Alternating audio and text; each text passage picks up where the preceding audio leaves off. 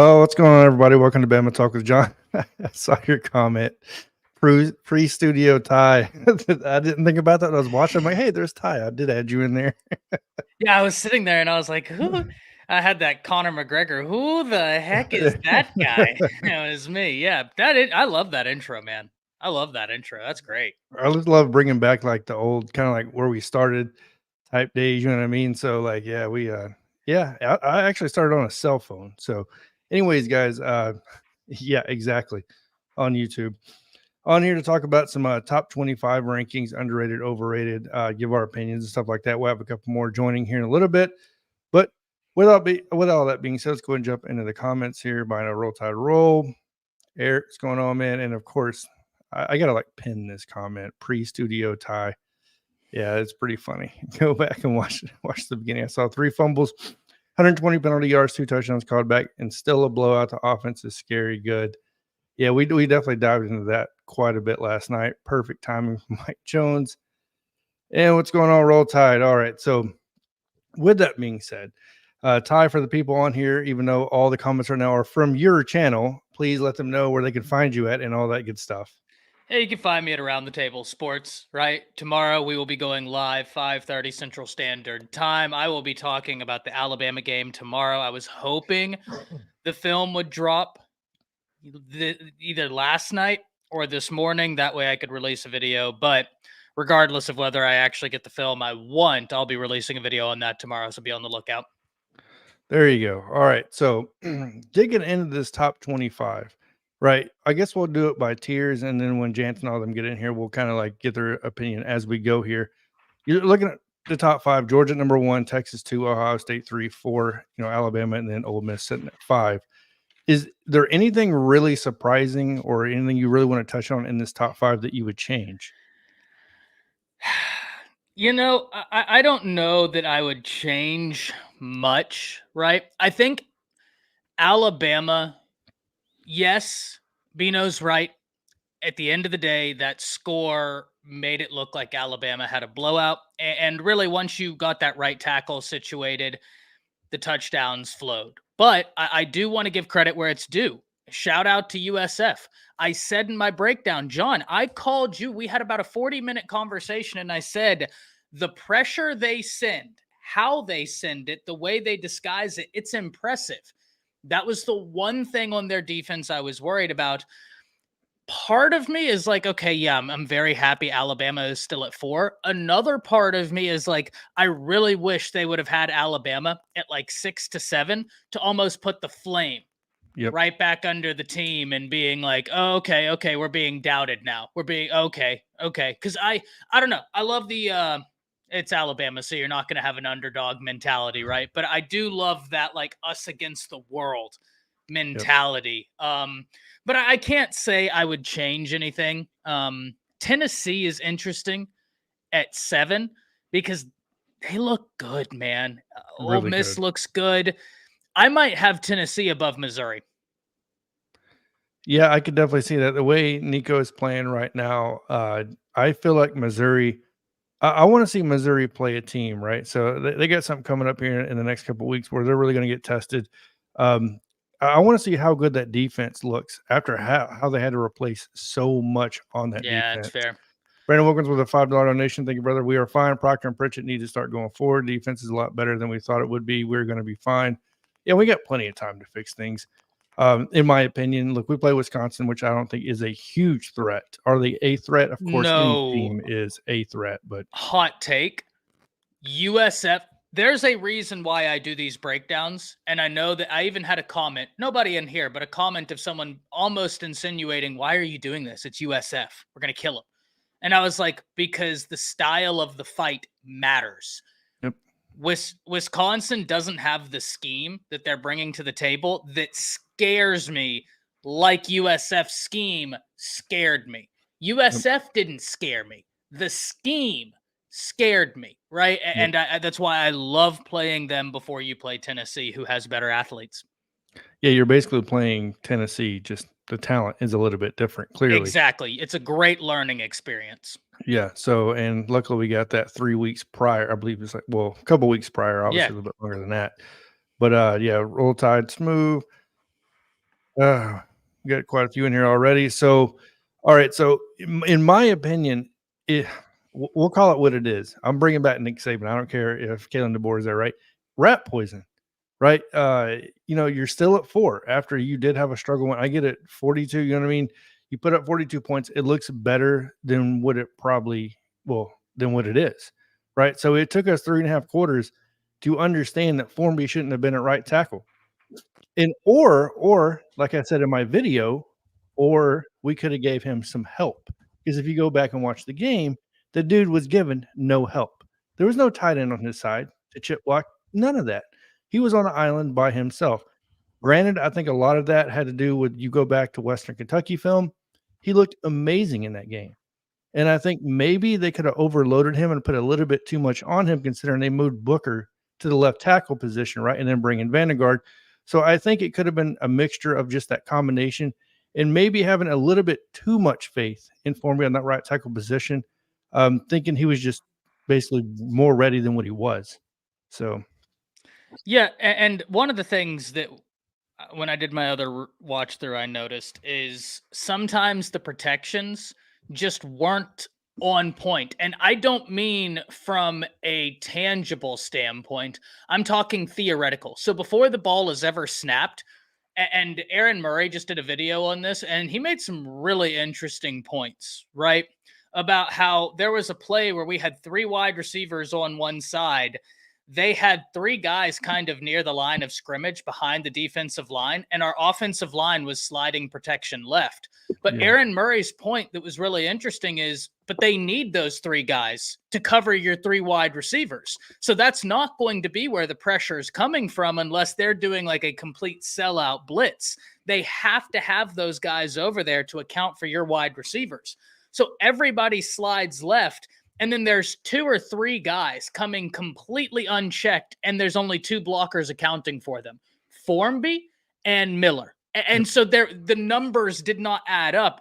And so that's what I mean. From a theoretical standpoint, the blocking assignments, it was off all night. But great learning experience. Listen, in the end of the game, people were messaging me, and they were like, hey, Todd Orlando is going to mess this up. He's going to call a blitz, and y'all are going to attack it.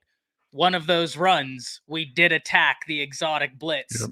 Huge run. And they were 100% right, but great learning. All right. We got Brensky in here, bro. Go ahead, let I guess introduce yourself and all that good stuff. What's going on, everybody? I'm Brensky Sharp of the Sharpshooters Podcast. Just happy to jump on here with one of my favorite guys, Ty Hayes, in here, and one of my new favorite guys, John, man. So I'm just happy to be in here. Shout out to everybody and roll tide. Oh yeah, pleasure to have you in here, man. We're just going over the top 5 right now as far as like in the AP poll. Me and Ty definitely agree that Alabama could have slid back a couple spots and would have been perfectly fine with it. You know what I mean? If you want to give just a take on maybe anybody in your top 5 that's kind of surprising or anything you would possibly tweak. Whew. I wouldn't say I'd take anybody out the top 5 because what Ole Miss is doing right now is not surprising me. I was expecting them to do this from the start. I know why they put Texas ahead of Ohio State because of that win over Michigan, but I think Michigan was the way they had them ranked like they were one of the top teams. I don't believe they was ever one of the top teams in the next. Definitely not in the top 10. I still believe Ohio State is better than Texas, so that would be the only thing that I tweet out. Well, in my eyes, I think Ohio State is the best team in the country. To be honest, Ooh, okay. We have a debate brewing. There we go. Okay, we have something here then. Yeah, I believe they're the only one. Because I'm about to say Georgia, yeah, they play Clemson, yeah, they play lights out or whatnot, but Clemson. We see how they digress throughout the years, not adapting to the new NIL, the transfer portal, and all this other stuff. But just looking on paper and based on play, Ohio State is the best team in the country so far. Ty, what's your debate? What's your kickback on that? Because I know you get something. I don't agree, man. Listen, they beat the hell out of Akron. Mhm. But that game wasn't to the same extent of what Bama just did, but it was akin, right? We were in a Bleacher Report chat, and in Bleacher Report, the over-under for that game was like Ohio State was going to win by 59 points. Everybody on Bleacher Report was like, oh yeah, take that or the over. And I said, absolutely not. Take the under. Take the under. They're not winning by... And Akron had them in a dogfight. Here's my only reservation. Defensively, Brinsky, I agree, right? Like, I think Ohio State defensively is a real solid team. But we see that offense, and I don't know I'm buying into it just yet. They played Western Michigan this past weekend. And look, someone could say, Alabama, you guys played USF. USF is a solid team. They just are. They were top 35 in offense and defense last year. So it's not a bad team at all. Western Michigan, they were going to beat them up. They've out-athleted guys. But this year, something has made me ask a question. Kyle McCord looks like a brand new player now that he is away from Ryan Day's grasps. Right? Like, he looks so much better. I just don't know how much I believe in that Ohio State offense not being able to out-athlete people. Whereas when I look at Georgia, they don't have a sexy offense. I grant you that. But it's an assembly line offense. When I look at Texas, gentlemen, we know who Sark is. Right? So I don't disagree wholly with you because, like I said, I think that the defense, the Ohio State's defense, they're still clicking, as is everybody else. They'll be good. But this is not the first year I've questioned Ryan Day. This is going on year 3 in terms of his offenses. And my questions are only being furthered when the quarterback that just got away from him looks like an entirely different player and is playing on an entirely different level than when he had all those superstars around him. Yeah. That's my biggest question with Ohio State. And I hear you about Clemson. Clemson's got a good defense, right? Now, it is one of those things where it's like, how long can they hold before the dam breaks, right? And so I don't know, man. I just value both Georgia and Texas's wins more than I value any of Ohio State's wins right now.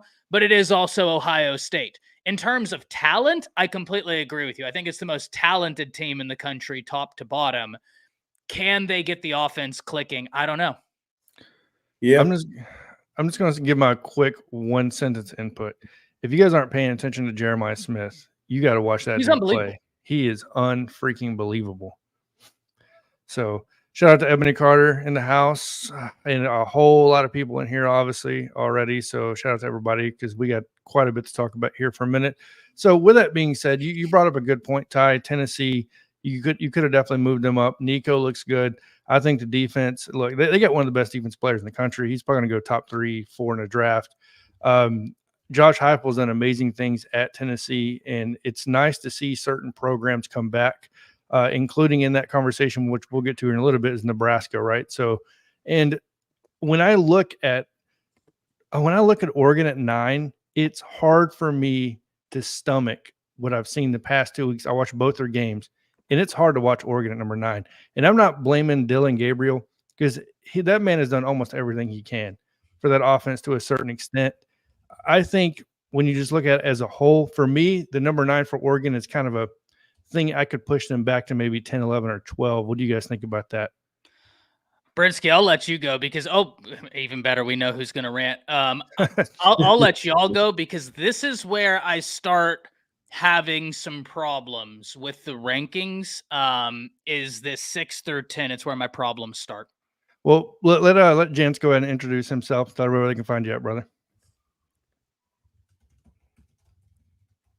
Okay, there. I think it's supposed to work. I'm sorry, guys. I've been having technical difficulties. So I'm sorry. Yeah, man. Jan Sports. Some of you guys know me, some of you guys don't. But for the most part, I pretty much do a lot of football recaps. I do a lot of previews. To talk about sports in general, and just a lot of controversial stuff I like to talk about too when it comes to sports. I do college and NFL.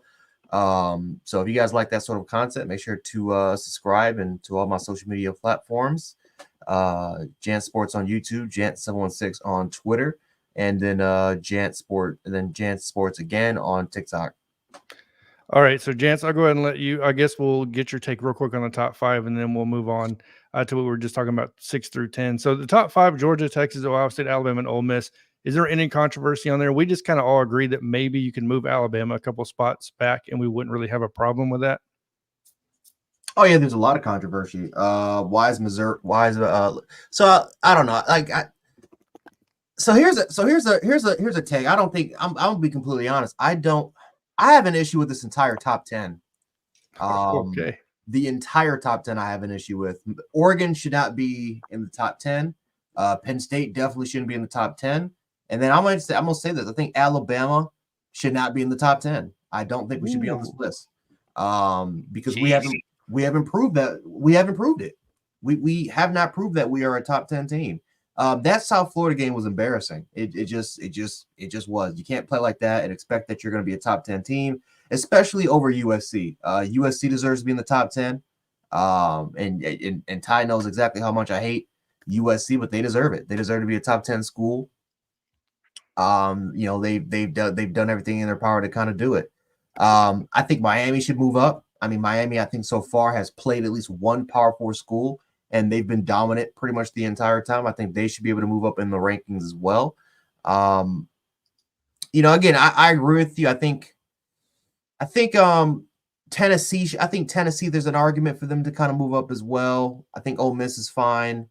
Ohio State. I mean, for the most part, they've been the worst case scenario, they've won by still over 40 points. I don't think that they should. I think they're fine. Really, again, my biggest argument just overall with the AP is how is Penn State almost lost to Bowling Green, and they should have lost to Bowling Green. It makes no sense. Oregon, for the most part, 2 weeks in a row, you have struggled against a Idaho team who's not even a powerhouse school for the FCS conference, who barely even made the FCS playoffs. And then, then you turn around and you lose to Boise State. And Boise State is a good football team, but Boise State doesn't have a great defense. Boise State barely even has a passing game. They just destroyed you in the ground game alone. So Oregon has proven to not have a good first it was okay, the offense just looks sloppy, the defense is fine. Well, now this week it's Boise State now is just a great football team. So you've proven that you don't have a great defense. You've proven that you don't have a great offense. And at some point, you're just looking at, again, they're finding ways to win. Congratulations. But compared to some of those teams in the top 25, they don't deserve a spot at the table. They have not shown the ability to be a top 10 team at all for this season. Well, what do you think about Brensky saying that Ohio State's the best team in the country? No. I think they're the most talented. Yeah, that's what I said, Jan. Yeah. I said most talented, but I value Georgia and Texas's wins more than. Yeah, I think they're the most talented. So here's the thing with Ohio State. This is the one thing that's killing them is quarterback. I don't trust Will Howard is going to get them over the hump. I just don't. I think that Quinn Ewers is a better quarterback. I think Carson Beck's a better quarterback. I think Jackson Dart's better. Miller Moss. Garrett Nussmeier. Miller Moss. Yep. Gary Nussmeier. Kyle McCord.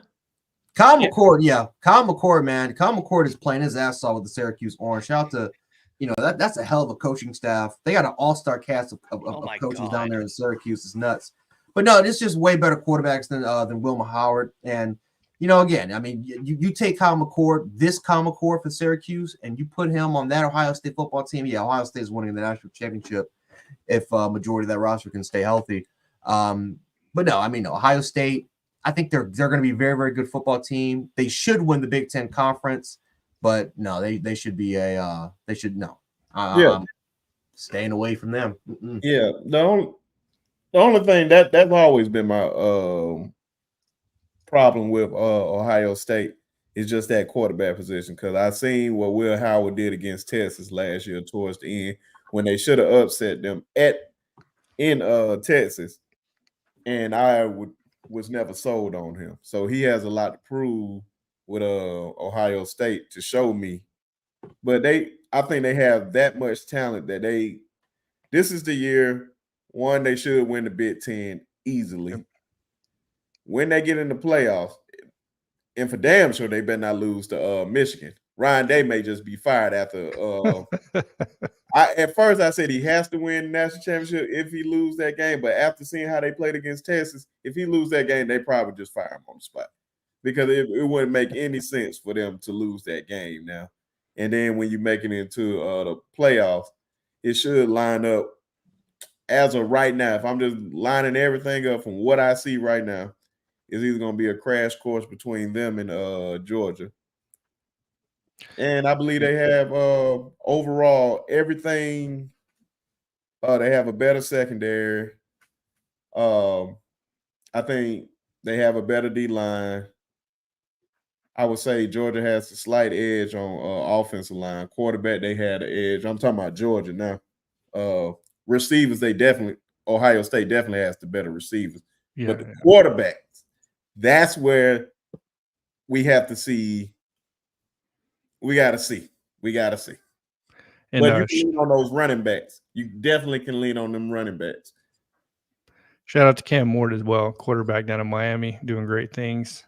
I'd put him above him too. I like what Cam Ward's doing down in Miami. So I'm not even going to say my hot take because it's a ridiculous hot take. And we're here for it. You might as well go ahead and do it. No, well, it's uncharacteristic from me because I can't do it off of one game.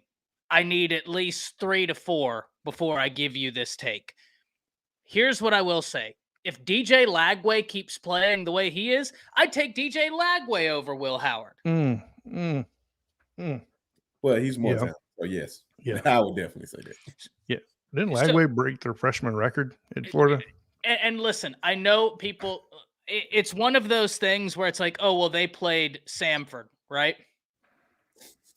But you can't coach placement. You get what I mean? Like either the ball hits the receiver in a breadbasket or it doesn't. Yep. And some of his throws were jaw-dropping. Now, Trojan, I told you were going to like what I have to say. Jance, I 100% agree with you about this right here, my man. USC should be over Penn State, and they should be over Oregon. Miami should be over Penn State, and they should be over Oregon. Oregon has given up 7 sacks already. And listen, I don't know how good this USC defense is going to be, but Trojan knows I've been hard on USC. Why? I know there are some USC fans out there that are like, oh, you just don't like USC. That actually couldn't be further from the truth. If I didn't like USC, I wouldn't make content about you. I wouldn't talk about you.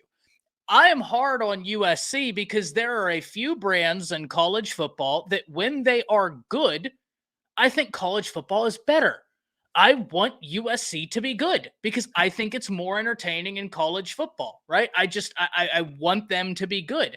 So I'm not saying I think they're going to have a top 15 defense. That's not my contention. But there's no question that the defense is playing faster, more confident, and far more physical than it was from Alex Grinch. I kept pleading with USC, get rid of Alex Grinch. They get rid of him. And already in that game against LSU, gentlemen, they were putting some of these offensive linemen on an offensive line that may be up for a Joe Moore Award on their butt. I mean, just running them over.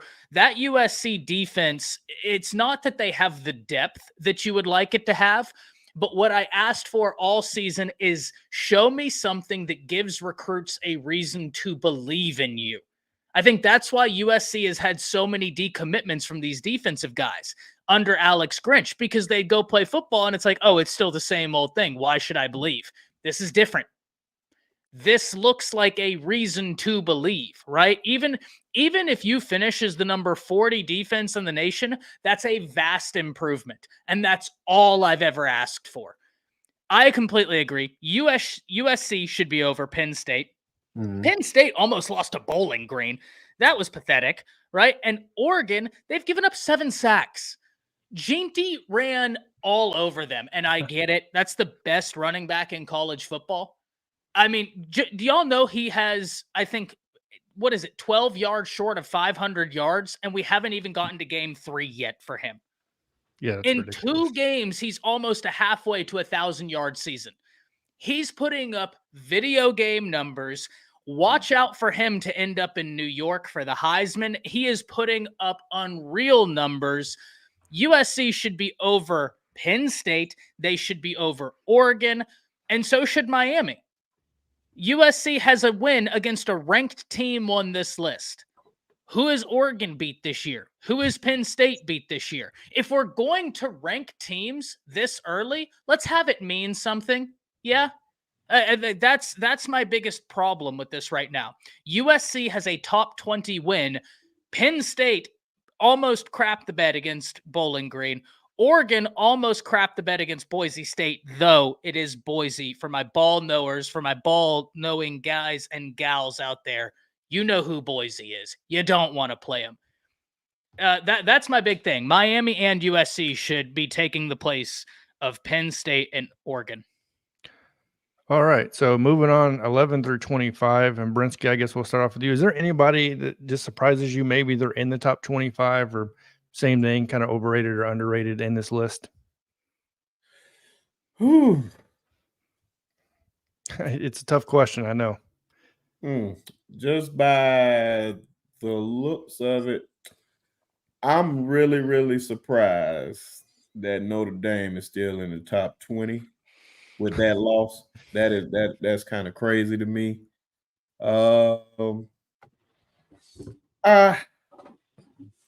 Arizona looked very shaky in their matchup last night. Only thing I would say USC should be in the top 10 right now. That defense is playing lights out under one of the best coordinators in the nation, Lynn. I love that North Illinois is Northern Illinois is in the top 25 after that big win. That was a major upset. I don't think they been ranked since what's his name? Preston Lynch. Since Preston Lynch was playing. So that's amazing, man. That was an amazing win, but I don't think Notre Dame should be in the top 20 at all. No, I 1,000% agree. I got to give a shout out to Vandy Clark Lee.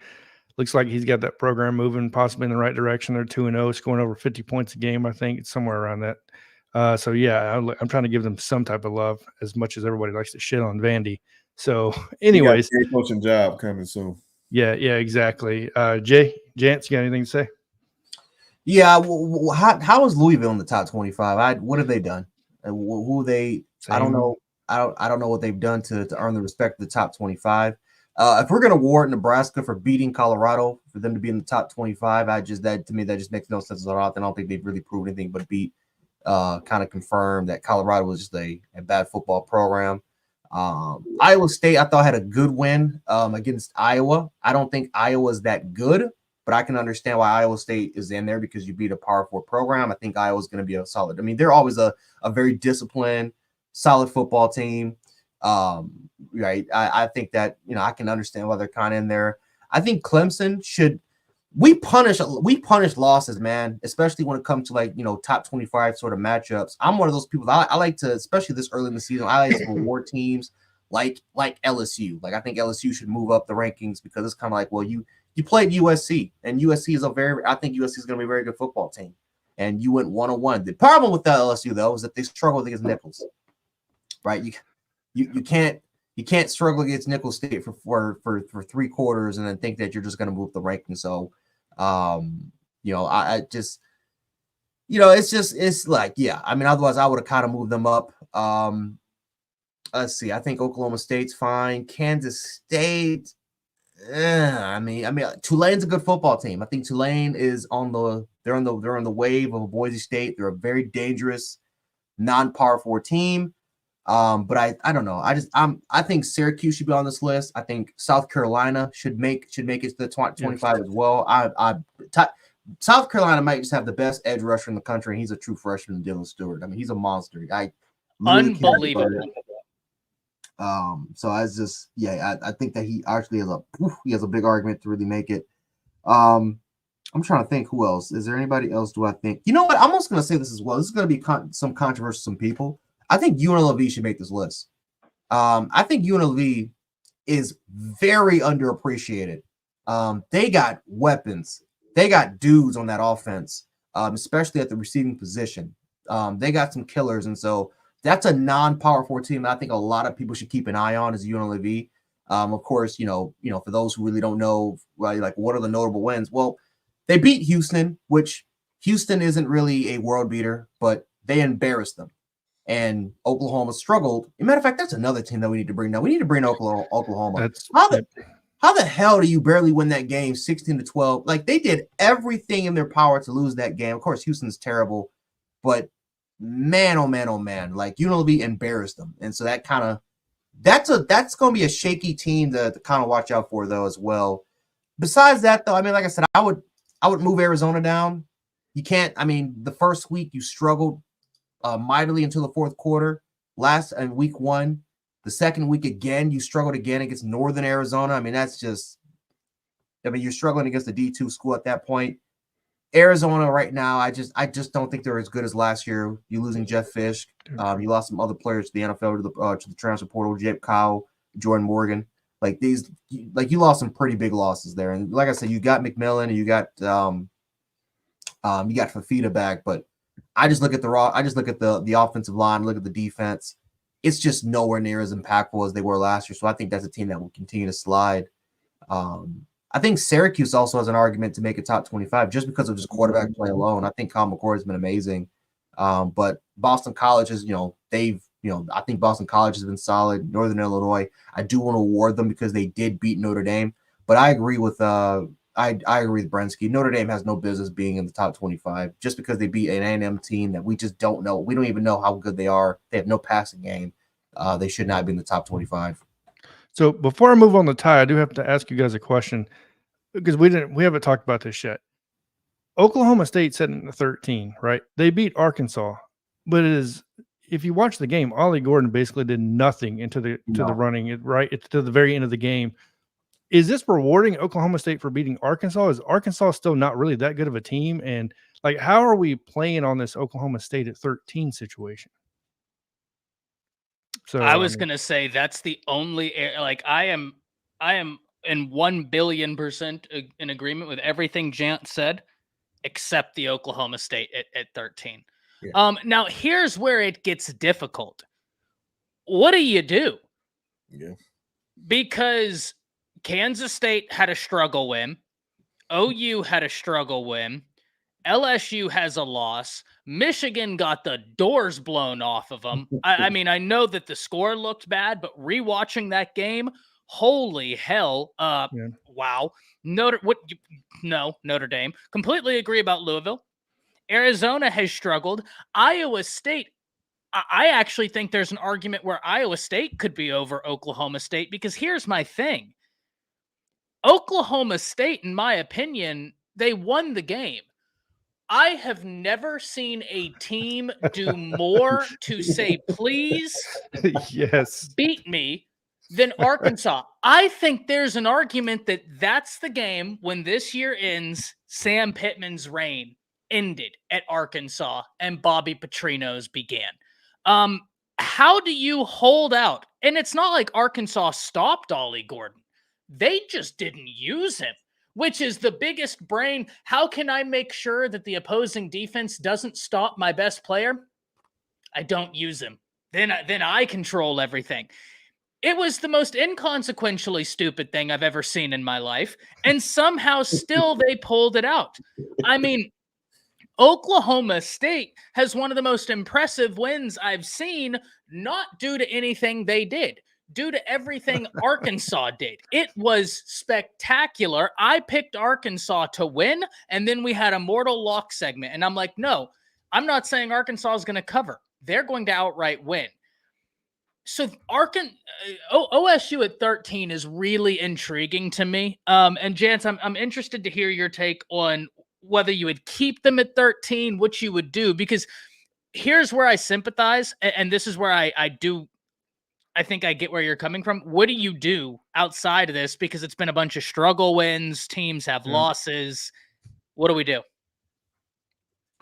It's tough, man, because I mean, like I said, you don't want to drop them because they played a Power 4 team, and Arkansas. I mean, they as bad as I think the clock management and game management was just terrible. It was just god awful. And like I said, I agree with you. Arkansas tried to lose the game, but I really like Arkansas's personnel. Like they look massively improved on the offensive line. And I think a lot of it has to do with Bobby Petrino and the way. And I love the formation of his blocking schemes, especially with a lot of pin and pull. They got bigger on the offensive line. That's thanks to what they were able to do in the transfer portal and the development of their players. I think Jalen Green, if he continues to improve, he continues to get better and get more experience being the starting quarterback, I think he can be special. I think he can be a special talent. I think I actually like Arkansas as a team. If they would have won this game against Oklahoma State, I would have put them in my top 25, no question, because I just think that they have looked mightily impressive. The talent is really improved. I think you can make an argument in terms of just talent alone. It might be top 10 in the SEC alone, which is, again, that might not say much for a lot of fans that are not part of the SEC. But when you take a look at just look at the recruiting rankings of just 12 SEC schools, and it's literally top 30 in the country. It's insane. So, but man, it's like I agree. It's like Oklahoma State tried to lose this game so badly, but I think, again, if you take a look at the Big 12 conference and then you look at it, Kansas State, they tried to lose that game mightily to Tulane, and Tulane just handed them the football game. Literally, they tried to to let them win the football game. When you take a look at Arizona, even Iowa State, they beat Iowa, but that's a game, in my opinion, they should never won. Credit to them, they found a way to win. But Iowa, in my opinion, I thought was the better team for 95% of that game. It's like Louisville. It's just I don't like Louisville. But again, I'm not going to demand them. They haven't done anything to lose that ranking. But I just look at Oklahoma State. I think they should drop. I do think that they should drop. But then the question is well, who are you going to move up, right? I think Nebraska's going to move up. I would move up Clemson. I understand they got blew up by Georgia. They played the number one team in the country. They risked it. They lost. What happened the next week? They responded beautifully by destroying Appalachian State. So I would reward Clemson by moving up a little bit. I would reward Boston College. Like I said, again, I think Syracuse should be in the top 25. I think they have a big argument to make it as well. I think UNLV, in terms of a non-Power 4 school, should be in that conference. It's based off how they performed the last couple of weeks. They look pretty impressive, especially against the Power 4 competition in Houston. And then I would drop Oklahoma. So I think, again, it's the argument of who are you going to, like, which schools are you going to drop? Because Kansas State, Oklahoma, LSU, they just didn't look right. They didn't look bad at all. So it's difficult. It's definitely a little difficult, but at least the one thing I guess you can say that if you're a Rebel fan is, we played a Power 4 school that won by 60 points and against their week 1 competition, so. Yep. All right, Ty, as far as your 11 through 25, your take on this. Yeah.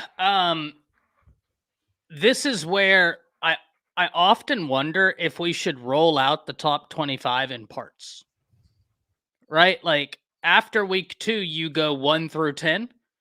And then at week 3, you go 1 through 20. And then after week 4, you have your top 25, right? I often wonder if that's the way to do it. But then, I mean, listen, I understand the preseason rankings. I'm not saying I agree with them. I understand them. There's a difference there. Mm-hmm. Listen, I can't argue with anything Jant said right there. Oklahoma State did beat a Power 4 opponent, almost said Power 5. I think, like I said, that Arkansas did more to lose that game than OSU did to win. But at the end of the day, let's be honest here. Whenever at the end of the year we go and look at your schedule, you got a W. Mm-hmm. Not all W's are created equal, but W's are better than L's. So I completely understand that. K-State almost lost to Tulane.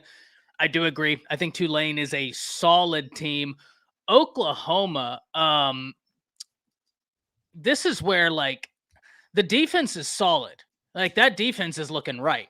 very experienced, most experienced defense in the SEC. That offense, though, my oh my oh my. I'm really hoping to get that all 22 footage tonight. That way I can really start breaking down where some of the woes are coming from. But I think the biggest question I have, and like it just leads into what Jan said, what do you do? We're so early into the season. You've had some teams take some losses. You've had a lot of teams not play well this past weekend, including Alabama, right? Like for those of you just coming in, we already talked about that. So it's tough to know where to go. I think we're going to get a lot more clarity next weekend. One, because larger sample size. Two, because some of the teams we're discussing, Alabama plays Wisconsin. I'm not saying Wisconsin's a world beater. Hot take. I think USF scheme-wise is a worse matchup for Alabama than is Wisconsin. I think Wisconsin actually plays into Alabama's strengths, and I think Alabama's going to have a get-right game. OU goes and plays Tulane. They're not a joke. Like they're a good team. So OU, you got the opportunity to have that get right game against a genuinely quality opponent. So yeah, and Shalimar Branch, I answered this earlier. I'm only guessing. So I would think that if he could have gone this week and they held him out just for precaution, you really want Caden to play against Wisconsin. Then he has the bye week. Then Georgia. I don't think you want to have him sidelined until you have UGA. I just think you want to give him those reps in this new offensive scheme. And Mike, you're right. Bama won 42-16, but I'm not someone who just, I watched all 4 quarters of that game. Mm-hmm. And there are some things that definitely need to be cleaned up. There's some good. Bama shot themselves in the foot. There's a lot that we can take away from it, but a lot of improvement needs to happen. I'm not saying hit the panic button. I'm just saying a lot to take away. All right. I just got a question for you guys as well. Because obviously Deion is all over the news at this point, right? So do you guys think Colorado is taking a step forward this year, or is it looking like the same Colorado team as last year, where you literally, in my opinion, you're looking at the same problems? Is that program taking a step forward this year going into the Big 12? Yes or no? Nope. They're not taking a step forward at all, because you know why? Because when you again, Deion's first cycle of transfers was really, really good, right? Because it set a foundation, a building block of what this roster could be, especially if you focus a lot more on high school recruiting and then add a few transfers in there as well and just continue to build off of that. Like you look at what Nebraska was able to do, right? Nebraska was able to get transfers, build off of that by expanding upon the recruiting classes, and then we'll see what goes from there. Their talent is way better than what it was when they lost to Colorado the first time. Northwestern, despite Northwestern they don't even have an offense. But Northwestern's talent is better than last year, because even though they lost a lot of players to the transfer portal, they also still were able to gain a lot of transfers, get a solid recruiting class that they can build off the last couple of years, and now they have a better roster than what they did when their I forgot his name, the head coach that came in with Deion first had, right? That's why right now they're 2-0 against, beating Duke. So we've seen coaches, even without less, like Nick Saban didn't have the greatest talent when he was there in 2007. Like, no, it was solid. I think it was really good. I think it was solid talent, but it's not the greatest talent in the world. He was able to get that. He was able to get a recruiting class, which was a foundational piece, which a lot of those freshmen did play. And we were able to expand upon what we did in 2007 because a lot of those players returned back. We look at Colorado. They did a lot of those players that they brought for the transfer portal the next following season. 90% of that roster was gone, including a lot of those true freshmen that made impacts. They are gone. So now all of a sudden, the foundation that you're trying to build off of, the majority of that roster, they're gone. Now you're bringing in a new transfer portal class that's unproven, a lot of backups, or if they were starters, they were like low non-power fours. They were non-power four, or they were basically like, second and third string rotational sort of guys. that's who you're bringing in, and that's who you're bringing in. So you did terrible in terms of high school recruiting. Matter of fact, from what I've heard from a couple of Colorado insiders, Deion didn't even focus on high school recruiting that much. He focused on a select few of players, but he never made that the number one priority. He made the transfer portal the priority because he doesn't want to deal with the 4-year development he doesn't want to do with the 3 to 4 year development of coaching a player for them to be starting quality ready. If he wants to build Colorado in his vision, he wants players that can play now. So he's already the first thing that you can't do in college football. He's broken the number one rule. You can't ignore high school recruiting. You just can't do it. It will kill you every single time. Every single coach since the transfer portal has been invented. Look at Mike Norvell. Mike Norvell is going through this right now where he tried to focus on the transfer portal. Now, he actually had some solid recruiting classes. The problem is a lot of those players next 2-3 years gone. Yep. Why did they leave? Because Mike Norvell focused on getting Braden Fisk, Jared Verse, Trey Benson, Johnny Wilson, Keon Coleman. I forgot their corner. They're 2 of their outside corners, transfers, 2 of their top linebackers last year, transfers, safety, transfer. He focused on that and then made recruiting the second priority. Now look at them now. He tried to do it again. It didn't work. It's rare. It's rare to not only build off of one transfer portal class, but to do it twice and think that those players are going to stick there and be there, because most of the time, transfers that are going into different schools, they're there for 1 year and they're gone. Yeah. They're using that university as a stepping stone to get an NIL deal, and then boom, they're out of there. They either go somewhere else because they may not get the playing time, or they did their time and now they're going off to the NFL. Or they might just be done with college football in general because there's a lot of 4-year, 5-year, or 6-year guys that are transferring. That's Colorado's roster. It's a lot of juniors. It's a lot of juniors and seniors that are looking for one and done deals and are looking to get the hell out of there. And if they're not satisfied, whether if it was Coach Prime's philosophy, maybe the coaching staff wasn't to their liking, you saw what happened. Cormani McClain, gone. 5-star cornerback who could have been starting this season, gone. Their running back, who was actually like their best running back last year, true freshman, who actually grew up with Deion, I believe with Deion's kids, who actually grew up with Deion Sanders, knows Deion Sanders personally, gone after a year, and he was by far their best running back. So this is what happened. This is all on Deion Sanders. He has to restart this from ground zero because he tried to prioritize the transfer portal and here's the best way I can say this, and I'll pass this on. I'll land here. He tried to adapt an NFL mentality in a college sport. You can't do that. That's a really good way to put it, to be honest with you. So, Brinsky, go ahead.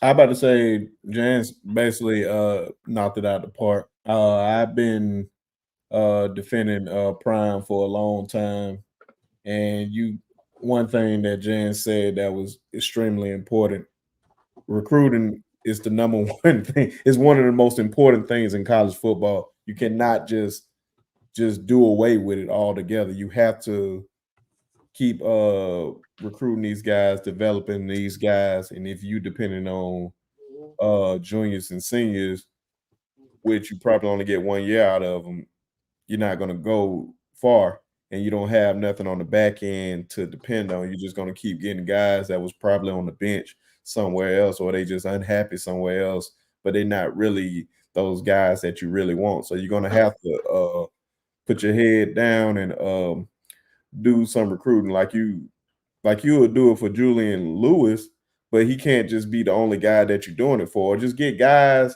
that you know that can recruit and go out there and get these type of players. You just can't just depend on the transfer portal. And for Dylan Edwards, who transferred out of there, I'm about to say it ain't like he just went anywhere. He went where his best friend plays at, who is the quarterback at Kansas State. So I can't really blame him on that if he wanted to just transfer. But Colorado, the one thing that I hate that Prime does a lot, when certain folks say they can't run the ball, I believe they can run the ball. They just don't run the ball. They try to pass it like 50 times a game. And I think that's a major, major problem with them. And they need, I don't care. You say you got them dolls up there to block. Use them. Lean on them. Yes. At least you can't just run it 7 times a game. I'm not even talking about Shador running out of there. You just can't just run it 7 times a game and think you're going to get anywhere far. Oh, they don't do nothing first 7 times. Oh, I'm just going to pass it for the rest of the game. And we got to depend on him. You're putting too much pressure on that offensive line. They know what you're doing. That's why they keep coming after you with these blitzes. And they I ain't gonna lie, man. I hate to go at Prime like this, but Jan said everything. I don't have much to say on it at all. He knocked it right out the park. Shout out to my boy Nick Saban Jr. What's going on, man? Ty, your thoughts on this?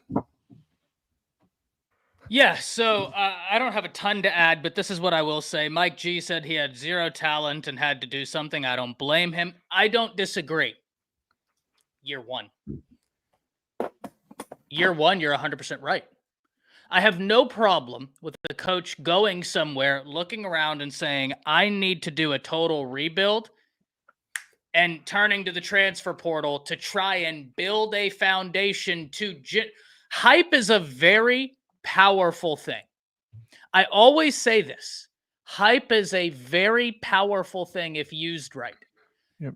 Yeah, I'm not saying that they were a New Year's Six team last year, but you built up enough intrigue to land some talented players. You know the problem? You didn't do it.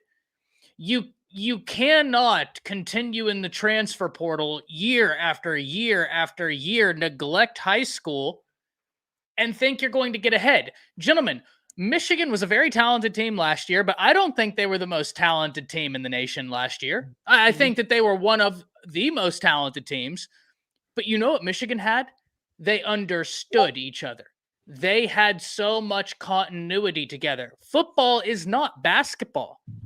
You have to have an ability to gel with your teammates. How are you going to do that if every year you're rebuilding a roster? And that's the route Coach Prime has taken. I was high on the hire because they were able to generate hype early. And hype is a powerful thing. He landed Jordan Seaton. He landed Kermani McLean. Yep. He landed Dylan Edwards. Use the transfer portal your first year. All well and good. Rebuild that roster year one. But year two, hit high school recruiting, because you want to know the big difference, guys, between FSU this year, FSU last year, and Colorado. You're not getting starters. Who did FSU grab out the transfer portal that you look at and you're like, man, they got a dude? You said that about Jared Verse. You said that about Keon Coleman. We can point to guys they got previously and you're like, damn, they got a dude. They got people's backups. And I'm not trying to be disrespectful, because I like some of the players that left there. And I'm not even going to say names because I don't want to be disrespectful. But there are players that left Bama, went to FSU, that at first, we as Bama fans were like, man, would have loved to have had that guy stay here. I don't think they'd be playing over some of the new guys.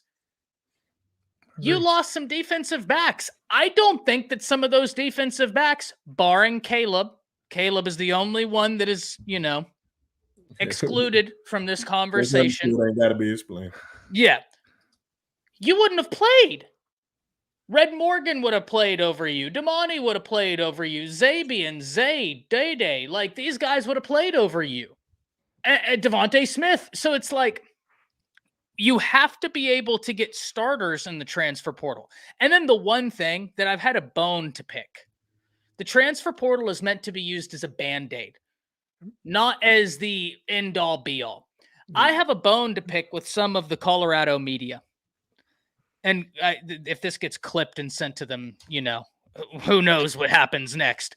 But this is something that really irked me last year. When Dylan Edwards transferred, they were like almost sending shots at Dylan Edwards. And they were like, oh, well, we need dogs here. We need guys who want to compete. So what do? Then they talk about the guys they got that were number 3 or 4 on the depth chart at their previous universities that are transferring to you because you provide better playing time. And you're like, that's what we need. So you're mad at a guy who's transferring away because you refuse to run the football, and you all told me it was Sean Lewis. If anybody knew anything about football, you knew it wasn't Sean Lewis's fault. That was asinine. A kid transfers away because you refuse to run the football. You get a new offensive coordinator who runs the football even less. And then you go into this year, you're still not running the football. You dog that kid because apparently he doesn't have that dog in him. But the guys you got that were number 3 or 4 on their respective depth charts not playing and are coming to you as playing time, they have that dog in them. Make that make sense. I mean, we're on some Terrence Howard teriology math here where 1 times 1 is 2.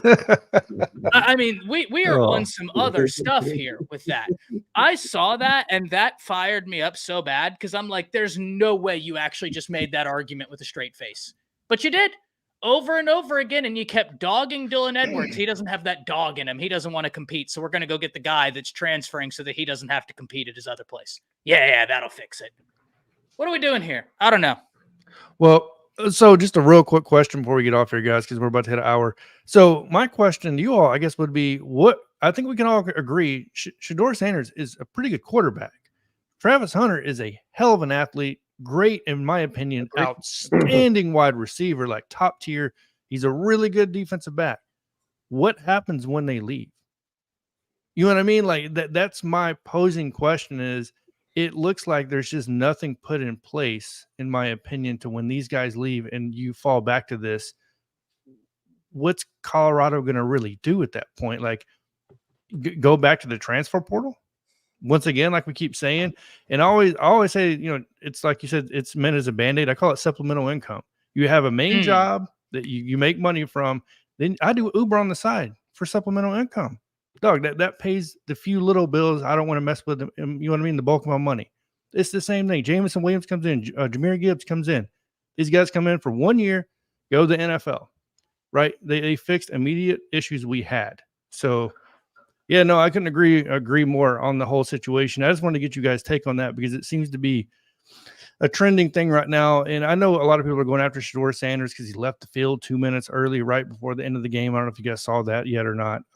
All that stuff. Yeah. And every little thing Colorado does, it seems to be overinflated or underinflated, right? So true. Very true. It's like we don't know how to gauge that team and how to handle Deion Sanders, because I don't think, has there ever been a time where we've had a guy like Deion come into the coaching world and make this much of an impact? Not necessarily through winning, but economically, right? So social media, right? I mean, it just seems like he's the voice of a lot of people trying to move forward clearly, but we don't know how to take it, right? So, because like I said, the media is either underhyping. There's just a whole different situation to him in general. I'm not. It's never been nobody like Deion Sanders that you can have that immediate impact on economic wise. It ain't been nobody in the history of college football. Nobody. So, but I don't want to say like some of it Deion's fault, but some of it is just I ain't trying to go there with it tonight. So I'm gonna leave that part alone. No, I got you, and I think we all understand. Yeah, it's another reason why you see somebody that brash and they just want. That's why I said I'm gonna leave it alone tonight. But that's why I said some of it's on him because they haven't delivered, and you given the way he's been handling things. He can't run the same way he's been doing it at HBCUs because why? Because some same HBCUs are not bringing in the talent that you bring in through the transfer portal because you're getting guys from D1, a lot of guys from D1 coming to them HBCUs.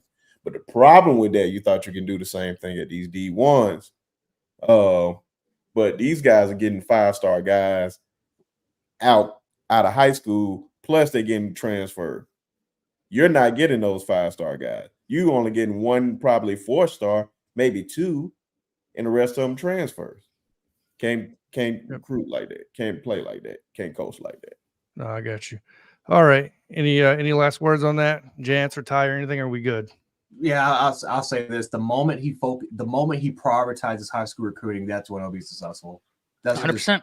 And unfortunately, he set himself back. It's going to take him a few years, because it's going to take him a few years. But the moment he starts to make that priority, I think he can recruit. I mean, I think that he's one of those players, man, that, the Travis Hunters, like he's a coach, man, that players gravitate towards, right? He can go to any neighborhood. He can go to any neighborhood, and he just, players get him because he's been that player. He's been in a position where he was one of the greatest athletes, not just football players, but just athletes, period, ever, at least in modern times. And so, the moment he and again, I think he's got the coaching staff to do it. He's got a lot of former NFL players, a lot of former NFL coaches. Warren Sapp's on that roster. T.O.'s involved.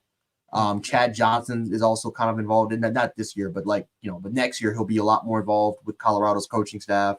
So he's trying to do what Mario Cristobal is doing right now with Miami, which is having a bunch of former NFL players and Miami players that high school players can definitely get along with, and definitely to lock down the 305 and lock down a lot of that South Florida area. And I think right now it's working for Miami. I think they're building on recruiting talent, but also the transfer portal talent was the second priority. And it actually is becoming a major strength for them right now, right? The transfer portal class is better than the recruiting class, but recruiting was the top priority for them. And I think it's a combination of both. Colorado, you're just getting transfers.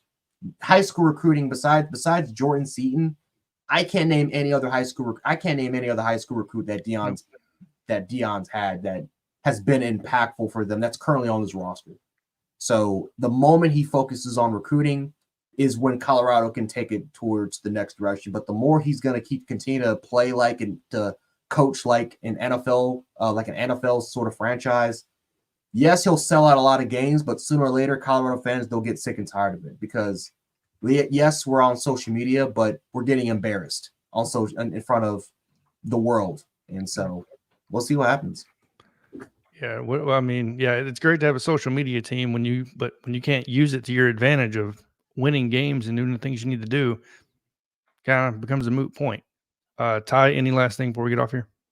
Yeah, no, I think both these gentlemen have made some great points. My beef is not with Prime, right? I think like Jan said, you start hitting recruiting, you'll solve a lot of your woes. Yep. My biggest beef with the whole Colorado thing has been some of the media, and how some of the Colorado people talked about the guys that transferred, but then you're getting the exact same situation out of the transfer portal, and you're dogging on these players for being like, they don't want to compete, so I'm going to go get someone who's not going to compete at their previous institution. That makes sense. Like that. And they said it with a straight face. And I was like, how do you not realize that you are tearing down your own argument every second you're talking? But they did it. And I was like, okay, my beef is not with Coach Prime, right? I have no Prime beef. That is Never. there we go. That's a good comment. That's a great comment. That's funny though. That's good. That's going to be the comment of the day in this video right here. All right, Yeah, Brinsky. no, he'll be solid, man. It's just you gotta hit recruiting. Got to. Yeah. All right, you guys got anything else before we get off here? All right, so I appreciate you guys getting on here. Obviously, I appreciate everybody in the comment section, all that good stuff. Make sure to like, share, and subscribe to all the channels. I'll make sure to put a link in all of them in the description below. Other than that, Ty, I'll let you go ahead and give your outro, then move to Brinsky, then go to Jance. Yeah, you can find me at Around the Table Sports. Tomorrow we will be uploading a video talking about that Alabama USF game, what I saw, where you should be looking out for, where things may be overblown, the whole 9 yards. Be on the lookout for that, and we will also be streaming 5:30 Central Standard Time. You don't want to miss it. Go ahead, Brinsky. Oh, man, just appreciate you bringing me up on the show, man. Everybody, make sure y'all subscribe to all the channels. I just put mine in the comment section. So you just go right over there on the road to 600 subs. Also, please, we got a lot of people in here. John is literally 5 subs away from 200. I know folks can literally just go and go to his. If you own Ty page, you can literally just go 1 second and just up to his channel. No, I appreciate it, guys. Gents. Yeah, like I said, at Gent Sports on YouTube, Gent Sports on YouTube, and then Gent 716 on Twitter or X, and then Gent Sports again on TikTok. All right, guys. Appreciate you guys once again getting on here. Appreciate everybody in the comment section, all that good stuff. I will see you guys for streaming from here this upcoming Thursday for the pregame for the Wisconsin game, as far as Alabama versus Wisconsin. Other than that, I'll see you guys next live stream or video. And as always, roll Tide.